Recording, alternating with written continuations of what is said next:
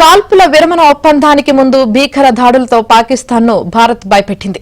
ముఖ్యంగా పాకిస్తాన్లోని సైనిక స్థావరాలపై బ్రహ్మోస్ క్షిపణి భారత్ ప్రయోగించిందని, దీని దెబ్బకే ఆ దేశం భయపడిపోయిందని అంటున్నారు. దీనివల్లే కాల్పుల విరమణ ప్రతిపాదన పాకిస్తాన్ తీసుకువచ్చిందని సమాచారం.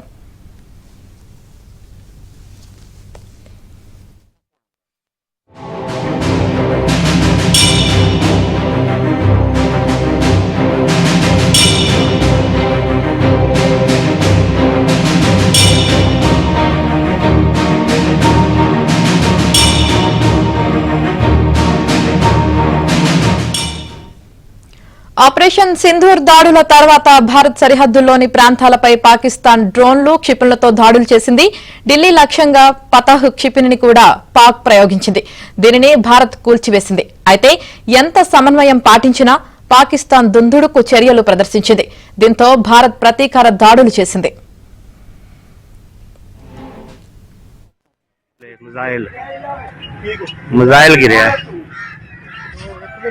अंदर हो जाए यार, कोई पता नहीं। बड़ी है मिसाइल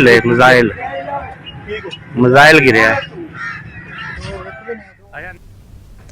భారత్ హ్యామర్ గైడెడ్ బాంబులతో పాటు స్కాల్స్ క్షిపణులే కాకుండా BrahMos super sonic cruise missiles కూడా ప్రయోగించినట్లు తెలుస్తోంది. భారత్ బ్రహ్మోస్ దెబ్బకు పాక్ వాయుసేన స్థావరాలు పూర్తిగా దెబ్బతిన్నట్లు సమాచారం.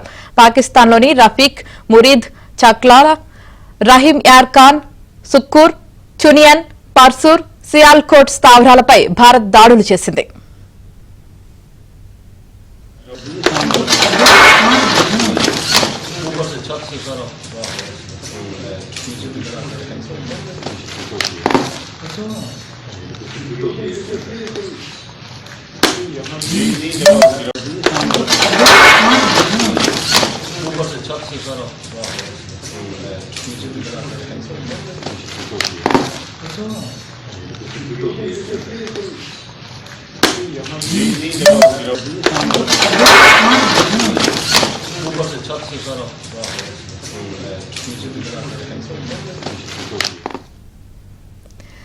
శనివారం తెల్లవారుజామున పాక్లోని రావల్పిండి లక్ష్యంగా భారత్ దాడులు చేసింది. ఇక్కడ పాక్ వాయుసేనకు చెందిన మొబిలిటీ కమాండ్ సెంటర్ ఉంది.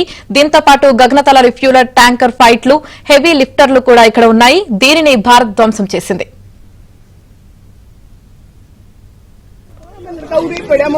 ये तो रात को सो रहे थे, इन्होंने खुद देखा है आसमान में, ऊपर छत पे सो रहे थे। जिन्होंने छत पे सो ये नहीं पता मैं यही गिरा। हाँ ग्रिए किया इसका है, ये उसी बस है इसका दुकान साल नाम दे रखा है।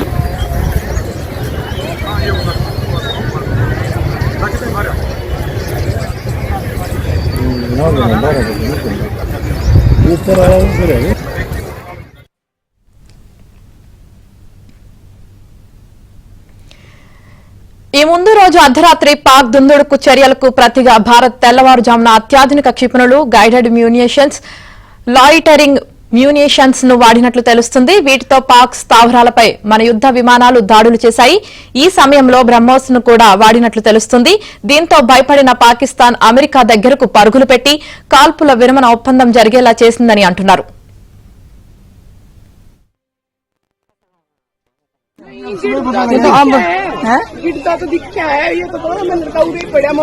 ये तो रात को सो रहे थे, इन्होंने खुद देखा है आसमान में, ऊपर छत पे सो रहे थे। जिन्होंने छत पे सो ये नहीं पता मैं यही गिरा।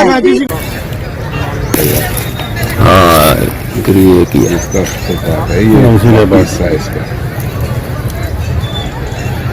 दुकान साल नाम दे रखा है।